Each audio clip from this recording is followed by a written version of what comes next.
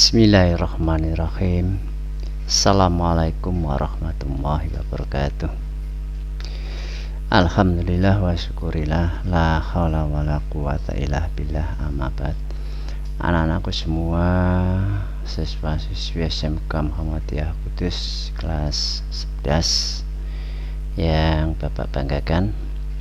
Alhamdulillah, sampai pada pagi hari ini kita masih diberi kenikmatan oleh Allah, kenikmatan iman, Islam, dan kesehatan, sehingga sampai pada pagi hari ini kita masih bisa untuk melaksanakan aktivitas kita dalam pembelajaran daring yang insya Allah untuk hari ini ya nanti mata pelajarannya PKN, dan Bapak sendiri yang akan mengajar pada anak-anak semua.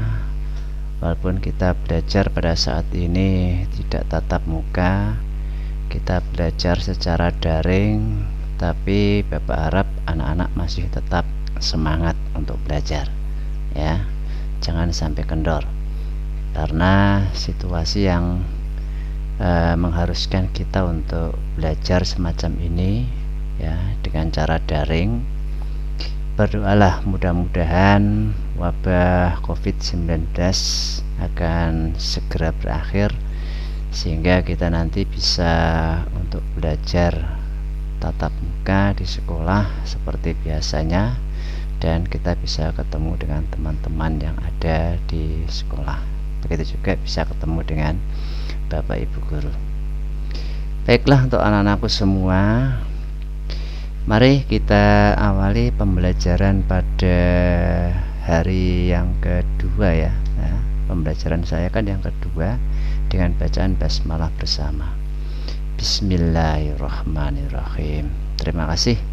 Mudah-mudahan pembelajaran pada pagi hari ini bisa berjalan dengan baik dan bermanfaat bagi kita semua. Amin. Pembelajaran pada hari yang kedua ini atau tatap muka dalam daring yang kedua, Bapak akan melanjutkan masih dalam bab yang pertama yang kemarin, karena kemarin kita baru menyelesaikan pada sub pokok bahasan yang pertama ya kan. Nah, di bab 1 kemarin itu menjelaskan tentang harmonisasi hak dan kewajiban asasi manusia dalam perspektif Pancasila. Lah di situ kemarin dalam pertemuan kita yang pertama kita baru belajar mengenai konsep hak dan kewajiban asasi manusia. Ini pada sub pokok bahasan yang pertama.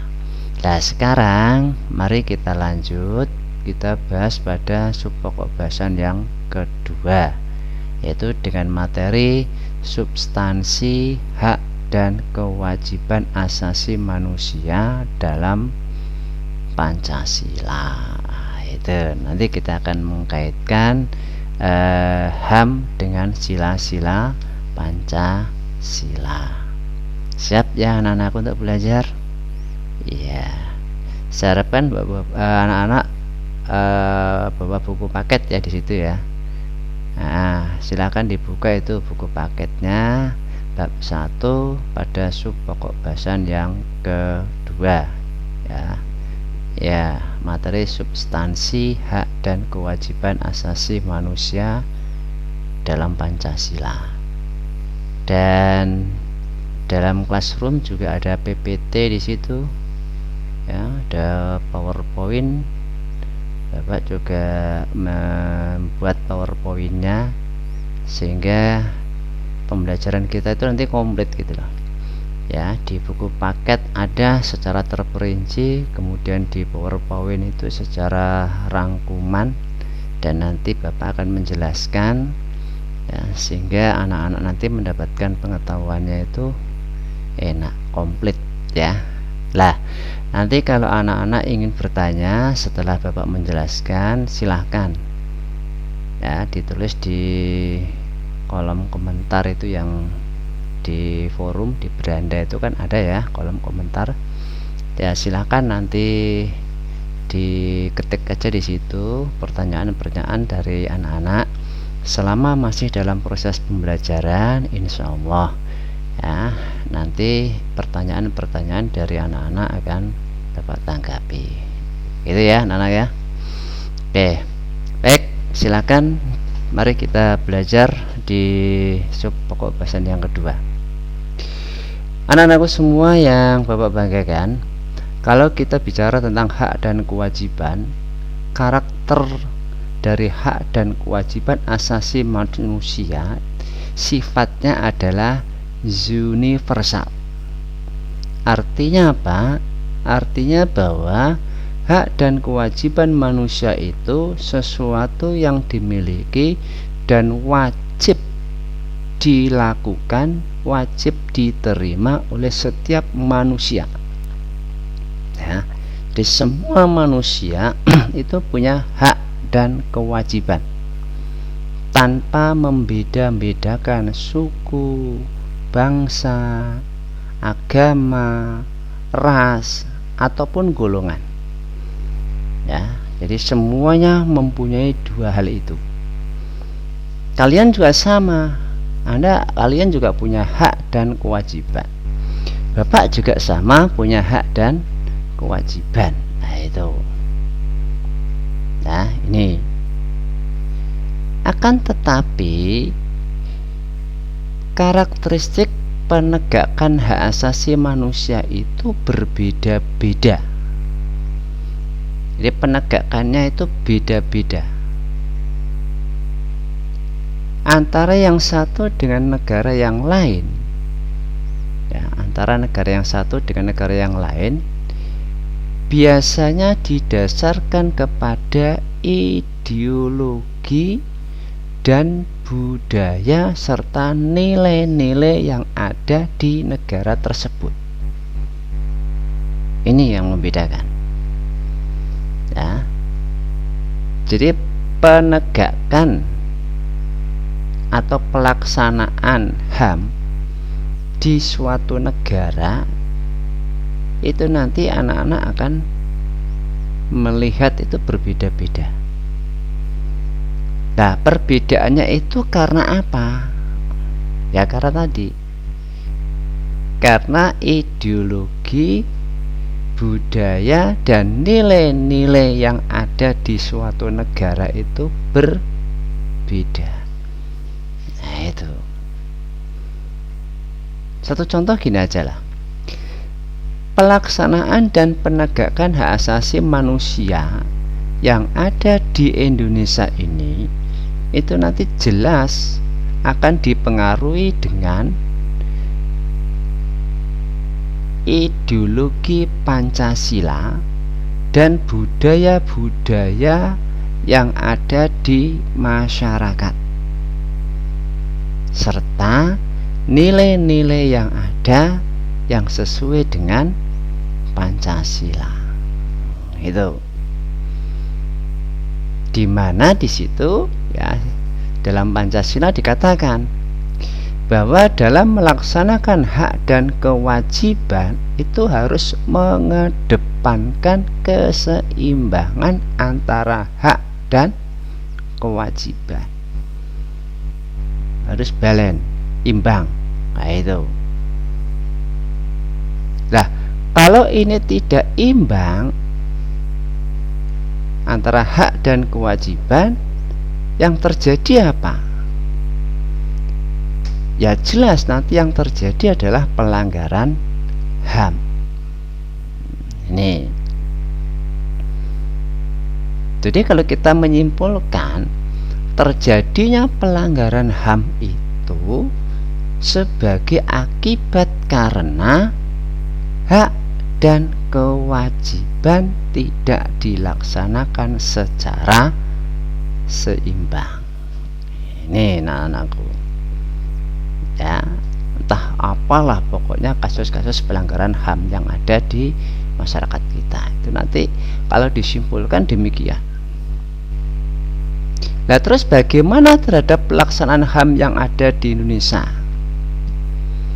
Seperti yang sudah saya sampaikan atau Bapak sampaikan kemarin di pertemuan yang pertama, bahwa pelaksanaan hak asasi manusia itu harus sesuai dengan Undang-Undang Nomor 39 tahun 1999. Itulah dasar hukum pelaksanaan HAM di Indonesia. Nah, itu.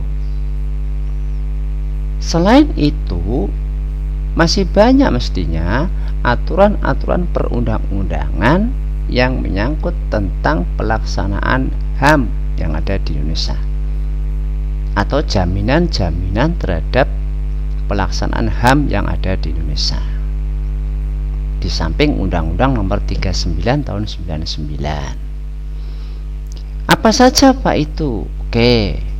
Yang pertama, coba kamu lihat dalam Undang-Undang Dasar Negara Republik Indonesia tahun 1945. Di situ ada dengan tegas dikatakan bahwa hak asasi manusia itu diatur di dalam pasal 28A sampai 28J. Nah, itu coba kamu buka nanti. Ya, Undang-Undang Dasar masalah tentang pengakuan HAM. Nah, itu pun kalau dijabarkan lebih lanjut, anak-anak nanti bisa lihat dalam pasal 26, 27, 29 dan beruntun itu sampai 34 itu juga menjelaskan tentang HAM. Coba Anda masih ingat kan pasal 26? Pasal 26 itu menjelaskan tentang apa? Kewarganegaraan. Nah, itu. Dalam pasal 26 kan jelas disebutkan di sana. Menentukan kewarganegaraan itu adalah hak seseorang, hak pribadi seseorang. Oh, ya kan? Ini. Ya, suatu contoh gini aja lah. Anda Anda lahir di Indonesia. Tapi kalau Anda mau berkewarganegaraan Amerika, boleh enggak? Boleh kan? Iya, itu hak Anda. Ya sebaliknya loh. Orang yang lahir di Amerika mau menjadi WNI, boleh enggak? Boleh. Nah, itu. Itulah jaminan pasal 26 yang menjelaskan tentang HAM. Pasal 27. Pasal 27 itu menjelaskan tentang persamaan kedudukan di dalam hukum dan pemerintahan. Dalam hukum dan pemerintahan yang ada di Indonesia ini, semua dipandang sama. Tidak ada pengecualian. Jangan terus dia seorang pejabat, terus kemudian dalam hukum dan pemerintahan dia diperlakukan istimewa begitu. Tidak. Perlakuannya sama. Ini. Ya kan? Nah, Anda pun juga gitu sama. Kalau Jokowi bisa jadi presiden, Anda pun kalau memenuhi syarat dan dipilih oleh rakyat, bisa Anda jadi presiden? Bisa. Nah, itu. Ya kan? Inilah hak-hak yang harus kita pahami dalam pasal 27. Pasal 28 juga ada. Kebebasan berserikat, berkumpul, berpendapat, berorganisasi. Itu. Anda mau berpendapat dan pendapat Anda itu bisa dipertanggungjawabkan, boleh kan? Boleh. Anda mau mendirikan organisasi, Anda mendirikan partai politik, kalau memenuhi syarat, silakan. Boleh-boleh saja, itu hak Anda. Pasal 29 itu menjelaskan tentang agama. Ya. Orang beragama itu kan hak pribadinya masing-masing, ya kan? Ya, nanti di dalam sila pertama juga ada dijelaskan di situ. Pasal 30 apa itu? Pembelaan negara. Bela negara itu juga sama. Anda sebagai warga negara Indonesia punya hak, bahkan kewajiban itu malah. Kalau negara memanggil Anda kan juga harus kan melaksanakan bela negara. 31 pendidikan. Menikmati pendidikan itu juga hak Anda. 32 kebudayaan, mengembangkan kebudayaan itu juga hak Anda. Anda punya budaya daerah, silakan kembangkan. Bahkan kalau kita lihat budaya nasional itu pada intinya kan diambil dari budaya daerah yang dikenal gitu loh. Ya kan? Nah, jadi budaya-budaya nasional itu dari budaya-budaya daerah yang sudah dikenal oleh masyarakat. Makanya kalau Anda punya budaya daerah, silahkan kembangkan, kenalkan ya kepada orang lain. Siapa tahu jadi budaya nasional. Nah, itu. Ambil contoh gini aja. Anda ngerti kan tarian apa itu yang dari Bali itu? Nah, itu kan budaya nasional. Dia dikenal di seluruh masyarakat. Nah, hampir orang Papua juga mengenal tarian itu. Kita orang Kudus juga kenal kan tarian itu. Nah, ini. Terus pasal 33 tentang ekonomi. Ini juga gitu. Semua rakyat Indonesia punya hak dalam menjalankan perekonomian yang ada di Indonesia. Anda mau berjualan, silakan. Mendirikan perusahaan, silakan. Itu hak Anda.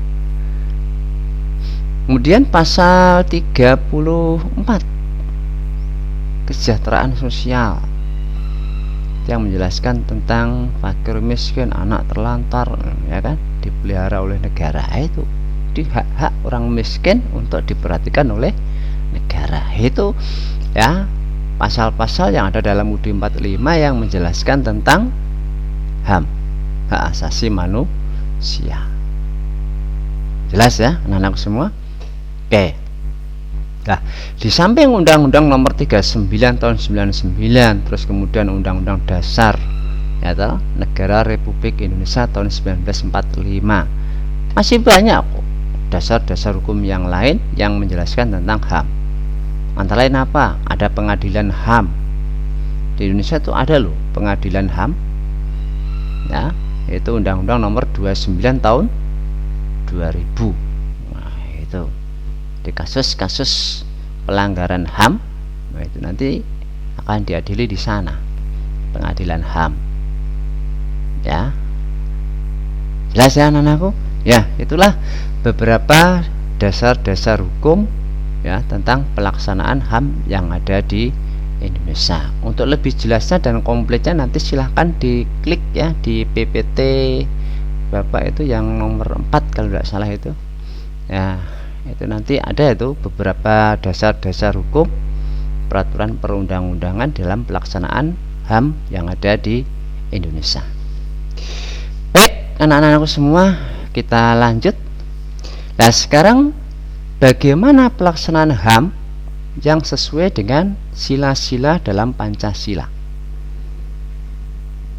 Silakan anak klik di PPT yang kelima ya. Nah, di situ ada beberapa penjabaran sila-sila Pancasila kaitannya dalam pelaksanaan hak dan kewajiban. Baik, mari kita bahas satu persatu sila-sila yang ada di Pancasila. Sekarang sila yang pertama, ketuhanan yang Maha Esa. Itu mengandung hak-hak apa saja yang ada di dalam sila pertama itu. Yang kalian bisa baca di situ. Antara lain hormat menghormati dan bekerja sama antar umat beragama sehingga terbina kerukunan hidup di masyarakat. Ini anak-anakku harus menyadari bahwa kalian hidup di masyarakat itu hidup dalam keanekaragaman agama. Nih, nah kalau kalian hidup dalam keanekaragaman, maka harus terbina saling menghormati, saling bekerja sama, ya toh, antar umat beragama. Cuma sekarang yang perlu kalian perhatikan dalam menghormati dan bekerja sama antar umat beragama itu yang bagaimana? Iku sing ya yang kita mengenal istilah toleransi beragama, kan begitu. Toleransi beragama itu yang bagaimana toh? Karena masyarakat kita itu sampai saat ini itu masih banyak yang salah menafsirkan tentang pengertian toleransi beragama. Saya kasih contoh gini aja. Merayakan hari-hari besar umat agama secara bersama-sama, yang di situ ada orang Islam, ada orang Nasrani, ada orang Hindu, ada orang Buddha. Boleh enggak? Contoh konkret gini aja lah. Anda mungkin pernah ya mendengar istilah ada halal bihalal. Ya dah? Halal bihalal. Nah, coba sekarang Anda amati. Ini yang ada di masyarakat kita. Halal bihalal yang diselenggarakan oleh pemerintah, baik itu pemerintah pusat sampai di daerah, sampai di lingkungan kita. Coba amati, kira-kira yang hadir dalam acara halal bihalal, apakah semuanya orang umat Islam? Tidak.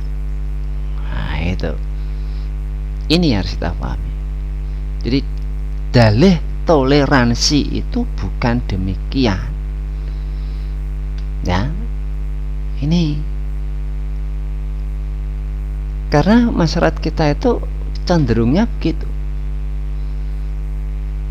Jadi dengan dalih toleransi, yaitu tadi merayakan hari-hari besar umat agama secara bersama-sama. Itu nanti kalau diterus-teruskan bahaya bagi orang yang tidak tahu. Itu kelihatannya rukun, tapi mencampur adukan ajaran agama. Itu nanti kalau diterus-teruskan bisa berubah malah menjadi begini. Ayo kalau kita hari Jumat pergi ke masjid Jumatan bareng-bareng, umat Islam, orang Nasrani, orang Hindu bareng-bareng ke masjid Jumatan. Lah kalau itu dilakukan umat Nasrani kira-kira terima enggak? Jelas dia tidak terima.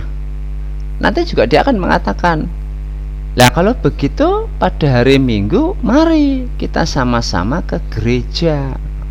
Gitu. Kelihatannya kan enak, kan rukun. Hari Jumat bareng-bareng lu nang masjid, ya kan?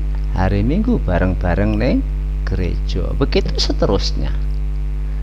Hari raya juga gitu nanti sama. Ya, hari raya Idul Fitri bareng-bareng merayakan, Natalan bareng-bareng merayakan. Wah, salah kaprah kan itu. Ini dalihnya dalih toleransi. Nah, saling menghormati, saling kerjasama. Nah, ini bahkan di dalam Islam pun dengan tegas dikatakan kan, kita memberikan ucapan selamat hari raya saja itu tidak boleh loh. Hati-hati. Nah, ini halang sekedar ucapan hari raya kok Pak, Apa salahnya ta'ala itu?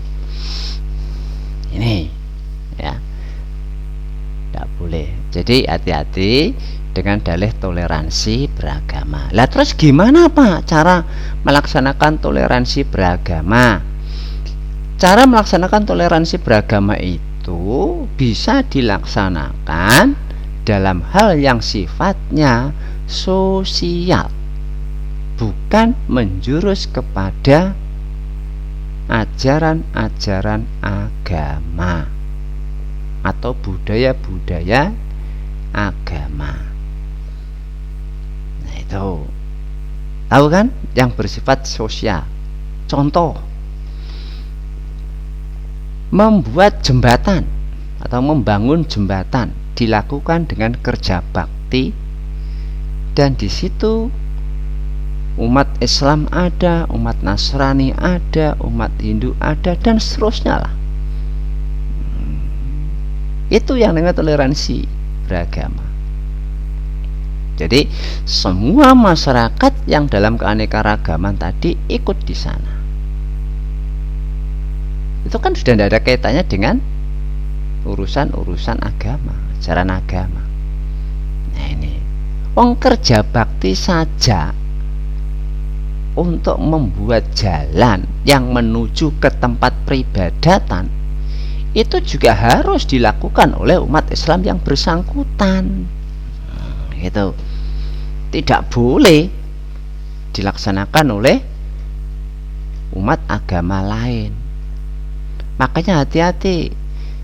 Ya, ini kalau Anda membangun tempat peribadatan terus kemudian Anda minta-minta di jalan, nah itu ini kan juga ya tidak benar itu, karena nanti umat agama yang lain Anda mintai ya. Ini yang harus kita pahami bersama. Terus yang kemudian yang kedua, saling menghormati kebebasan beribadah sesuai dengan agama dan kepercayaannya. Ya, kenapa itu jelas gitu. Jadi kita harus saling menghormati kebebasan beribadah seseorang yang berbeda agama dan kepercayaannya. Itu ya, kalau Anda punya teman beda agama pada hari Minggu, misalkan ya, dia mau ke gereja, ya silakan, kan kita hormati saja. Nah itu, jangan paksa. Enggak usah ke gereja, kita sepedanan saja, ya enggak bisa. Nah, ya kan? Jadi biarkan yang bersangkutan untuk melaksanakan ibadahnya. Nah setelah itu ya, kalau memang dia mau kita ajak, ya silakan. Terus yang ketiga, tidak memaksakan suatu agama dan kepercayaan kepada orang lain. Ya, itu yang sudah saya katakan tadi, orang beragama itu kan hak pribadinya masing-masing. Kita tidak boleh memaksakan agama kepada orang lain. Nah itulah ya, penjabaran hak asasi manusia sesuai dengan sila pertama, ketuhanan yang Maha Esa. Kemudian yang kedua, kemanusiaan yang adil dan beradab. Penjabarannya apa dalam pengakuan HAM di sini? Banyak. Antara lain satu, mengakui persamaan derajat dan hak kewajiban antar sesama manusia. Itu. Ya, di hak dan kewajiban antar sesama manusia. Yang sudah saya katakan tadi, semua orang punya hak dan kewajiban. Mari kita akui, kita hormati, kita laksanakan tentunya. Karena hak kalian itu adalah kewajiban dari orang lain. Kewajiban kalian merupakan hak dari orang lain. Nah itu, mari kita laksanakan secara seimbang sehingga tidak terjadi pelanggaran HAM. Kemudian yang kedua, saling mencintai sesama manusia. Ya, tenggang rasa, tidak semena-mena. Nah, itu. Ini juga demikian. Kalau kita pengen hidup damai, rukun, sejahtera, tentram. Ya mari kita laksanakan, ya saling mencintai, tenggang rasa, tidak semena-mena, menjunjung tinggi nilai-nilai kemanusiaan. Nah itu ya, dan bekerja sama dengan masyarakat yang ada di situ walaupun berbeda-beda agama. Cuma ya ingat tadi, kerjasamanya hanya dalam bidang sosial ya. Ini terus berani membela kebenaran dan keadilan. Nah ini juga salah satu hak kita, bahkan kewajiban kita juga boleh ya, dalam sila kedua, kemanusiaan yang adil dan beradab. Terus kemudian sekarang sila yang ketiga. Sila yang ketiga itu penjabaran di dalam hak dan kewajibannya antara lain apa saja. 1. Menempatkan persatuan dan kesatuan, menempatkan kepentingan bangsa dan negara di atas kepentingan pribadi dan golongan. Tuh, kita harus berani ya, menempatkan kepentingan bersama di atas kepentingan pribadi dan golongan. Ini kelihatannya sepele, nah, ucapannya mudah, ning pelaksanaannya luar biasa sulitnya. Ya kalau sulit minimal ginilah ya, adik, kepentingan pribadi dan kepentingan bersama minimal sejajar, sama, itu loh.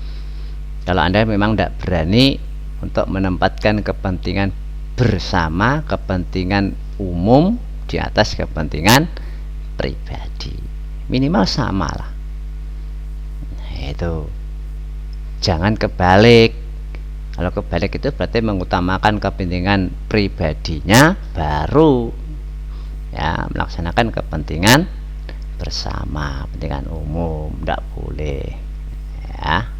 Nah, ini terus yang selanjutnya, rela berkorban demi kepentingan bangsa dan negara, cinta tanah air, bangga sebagai bangsa Indonesia. Itu ya, ini Anda itu kalau sudah menyatakan sebagai WNI ya harus bangga lah ya terhadap Indonesia. Bangsamu sendiri masa enggak kamu bangga-banggakan, ya kan? Nah ini harus kita pahami. Kalau memang ada hal yang sekiranya tidak berkenan, tidak sesuai dengan apa yang Anda harapkan, ya silahkan Anda salurkan itu sesuai aturan hukum yang ada. Terus bukan kok terus membenci negaramu sendiri. Ya ini harus kita pahami. Kalau memang Anda membenci pada negaramu sendiri, ya silahkan keluar aja dari Indonesia, kan begitu ya. Jadi kalau Anda mengaku sebagai WNI, ya Anda harus bangga terhadap Indonesia. WNI-nya orangnya sendiri tidak bangga, kok masa negara lain disuruh untuk ikut bangga, kan gitu. Nah, cinta tanah air, yaitu sama, cintailah tanah air. Sifat patriotismemu itu loh, nasionalismemu, wah ini tanamkan pada diri Anda, sehingga kalau negara memanggil Anda siap untuk melaksanakannya. Nah, ini terus memajukan pergaulan demi persatuan dan kesatuan bangsa yang berbineka tunggal ika. Dapat tekankan sekali lagi, Anda hidup di Indonesia itu hidup dalam keanekaragaman. Keanekaragamannya banyak di Indonesia itu.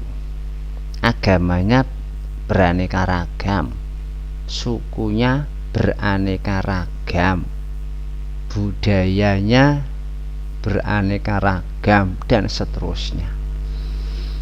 Nah, dalam keanekaragaman itu Mari kita bersatu. Gitu.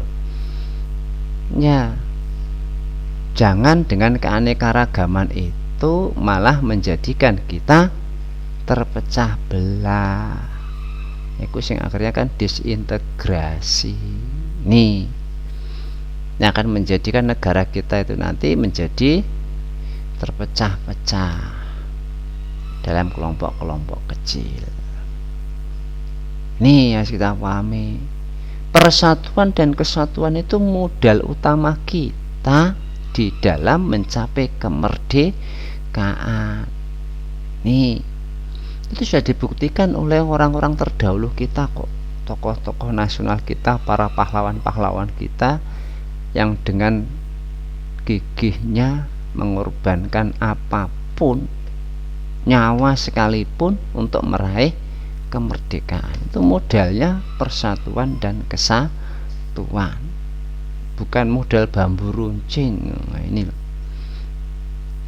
Anak-anak sekarang itu kalau dikatakan senjatanya orang di zaman merebut kemerdekaan itu bambu runcing, terus memperoleh kemerdekaan, tidak masuk akal itu. Saya sendiri pun tidak akan mau menerima itu. Ya kan? Iya. Masa bambu runcing melawan tank pistol menang? Tidak mungkin itu. Nah, ini. Sehingga modal kita itu bukan bambu runcingnya itu. Modal kita ya persatuan dan kesatuan. Kita itu kalau bersatu, insya Allah kuat. Sambil contoh gini aja lah. Anda tahu kan lebah, tawon tuh kan, tahu kan? Iya. Tawon itu kalau sendirian, atau katakanlah kalau dia ada temennya 3 gitu, Anda berani tidak melawan tawon itu? Saya yakin kamu berani. Kalau hanya sekitar itu loh, ya 3.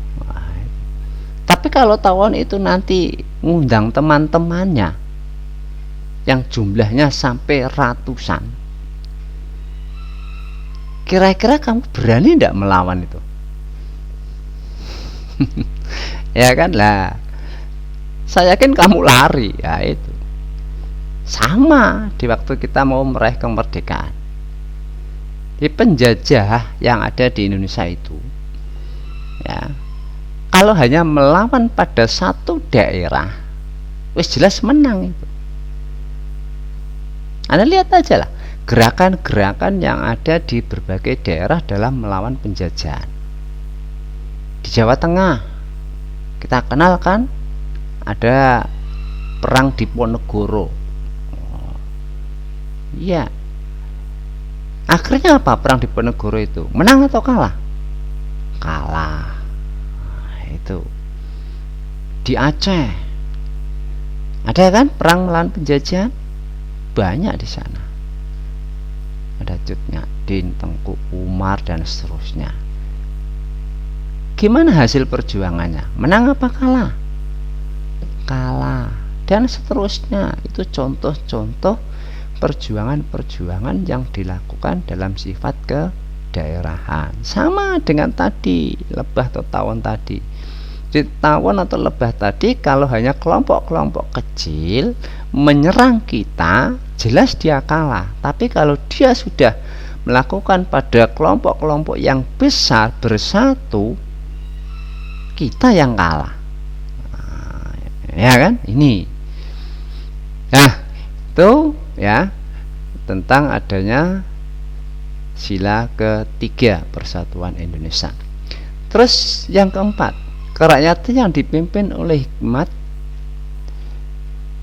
kebijaksanaan dalam permusyawaratan perwakilan. Apa toh yang ada di dalam sila keempat di situ? Hak-hak dan kewajiban kita. Yang pertama, mengutamakan kepentingan negara dan masyarakat.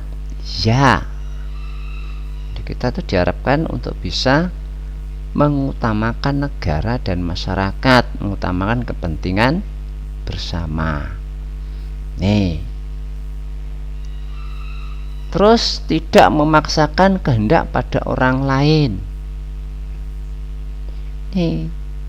Jadi kita tidak boleh memaksakan kehendak pada orang lain. Segala keputusan itu harus dilakukan dengan musyawarah. Nah, ini itu yang ketiga, dia mengutamakan musyawarah dalam mengambil sebuah keputusan. Nah, itu lakukanlah dengan musyawarah. Cara musyawarah itu adalah keputusan bersama. Nah, ini ya, kalau keputusan bersama berarti resiko ditanggung bersama. Yang namanya keputusan itu tetap mengandung dua resiko, resiko baik dan resiko buruk. Jelas itu. Kalau resiko baik sih semua mau bertanggung jawab, tapi kalau ada resiko buruk, nah ini itu nanti akan saling menyalahkan. Makanya ya, segala sesuatu itu kalau dilaksanakan dengan musyawarah, kemudian keputusannya sudah didapat, maka semua bertanggung jawab.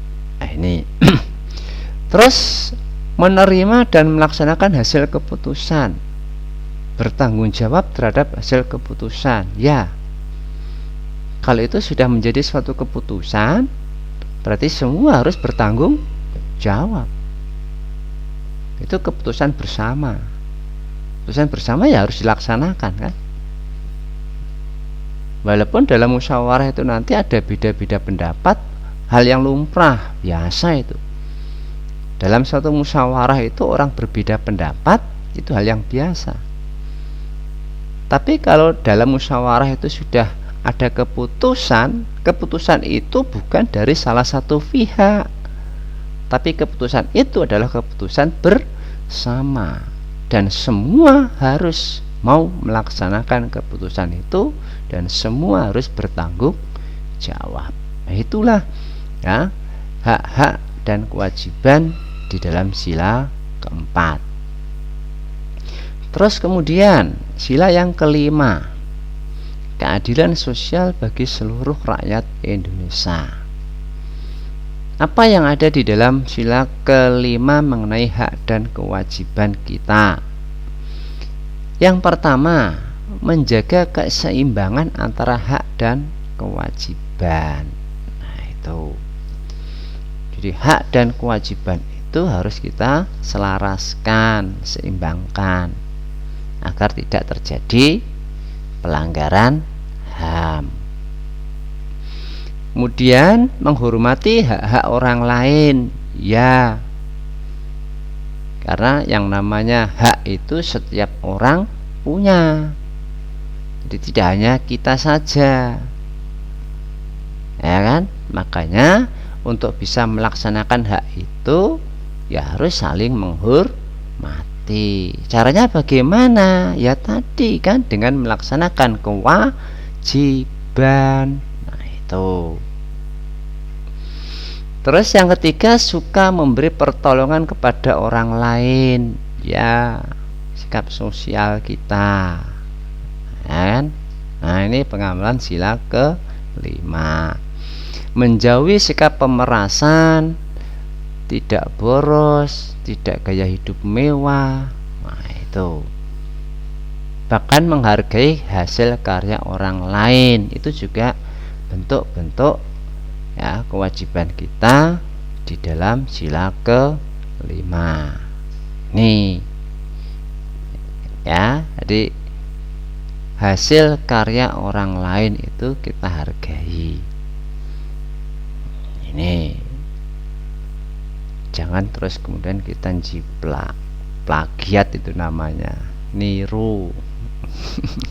Ya, ya kalau bisanya kita semacam itu ya boleh-boleh saja, tapi jangan itu anggap itu karya Anda, itu karena karya orang lain. Nah, itu ya. Demikian anak-anakku ya, untuk pembelajaran pada daring yang kedua ini, Ada pertanyaan?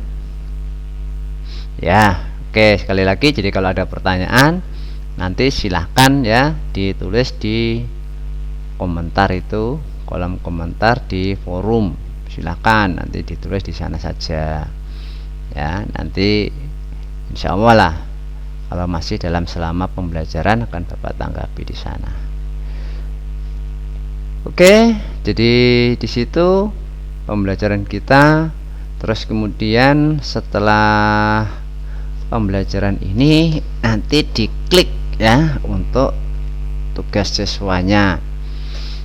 Ya, silahkan nanti dilihat di sana ada beberapa tugas yang harus Anda tanggapi, dan seperti yang daring pertama, tugas harus sudah dikirim paling lambat pada saat pembelajaran ini selesai ya.